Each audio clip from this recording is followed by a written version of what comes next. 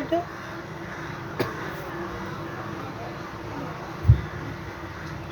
केथुआ के हउवे लकड़िया त केथुआ के दिया जले, केथुआ के दिया जले हो। सखिया कहवा पे होले हमनिया त देव सब मगन भये हो।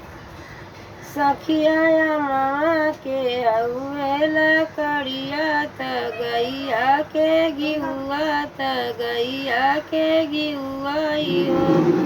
सखिया बाबा घरे होले हमनिया त देव सब मगन भये, देव सब मगन भये हो। सखिया केथुआ के बने बेदी त केथुआ के खम्बा गड़े, केथुआ के खम्बा गड़े हो। सखिया केथुआ के गोबरा लिपाई त देव सब मगन भये, देव सब मगन भये हो। सखिया काशी के मटिया से बेदी बने, केला के खम्बा गड़े, केला के खम्बा गड़े हो। सखिया गैया के गोबरा लिपाई त देव सब मगन भये, देव सब मगन भये हो। सखिया ओई जे होमिया में के संगज के दैया, संगज के दैया हो। सखिया होमिया में आवे जो शंकर त संगवा में गौरा त संगवा में गौरा जे हो। सखिया गोदिया में गणेश जी ललनवा त देव सब मगन भये, देव सब मगन भये हो। सखिया होमिया में आवन राम त सीता जी संगवा त सीता जी संगवा जे हो। सखिया सीता के गोदिया में लव कुश देव सब मगन भये।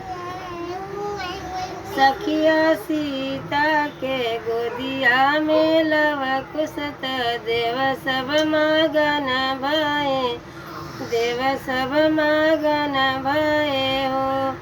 सखिया वही जे हवनिया में कृष्ण जी, सखिया वही जे हवनिया में कृष्ण संगवा में रुकमणि तो संगवा में रुकमणि हो।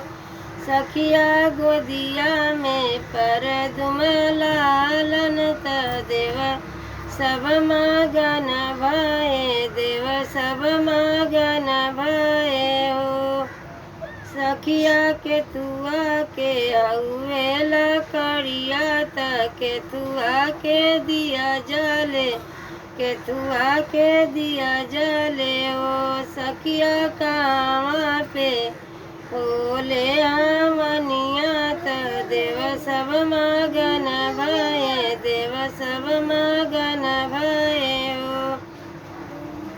सखिया सखिया मामा के हउवे लकड़िया त गैया के गियावा त गैया के गियावा न हो। सखिया बाबा घरे होले हमनिया त देव सब मगन भये, देव सब मगन भये हो।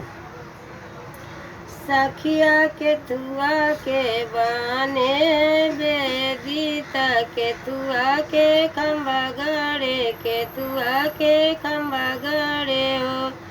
सखिया केथुआ के गोबरा लिपाई त देव सब मगन भये, देव सब मगन भये हो। सखिया काशी के मटिया से बेदी बने, केला के खम्बा गड़े, केला के खम्बा गड़े हो। सखिया गैया के गोबरा लिपाई त देव सब मगन भये, देव सब मगन भये हो। सखिया वही जे हवनिया में के अइया, संगवा के दैया, संगवा जत के दैया हो। सखिया गोदिया में कवन ललनवा त देव सब मगन भये, देव सब मगन भये हो। सखिया हो मिया में अइया जे शंकर त संगवा में गौरा, त संगवा में गौरा न हो। सखिया गोदिया में गणेश जी ललनवा त देव सब मगन भये, देव सब मगन भये हो। सखिया वही जय हो मिया में राम जी अइया, सखिया राम जय हो मिया में अइया त संगवा में सीता जी, संगवा में सीता जी हो। सखिया गोदिया में लव कुश ललनवा त देव सब मगन भये, देव सब मगन भये हो। सखिया हो मिया में अइया जय कृष्ण जी, संगवा में रुकमणि त संगवा में रुकमणि हो। सखिया रुकमण के गोदिया में परदुम, देव सब मगन भये, देव सब मगन भये हो। सखिया केतुआ के हउए लकड़िया त केतुआ के दिया जले, केतुआ के दिया जले हो।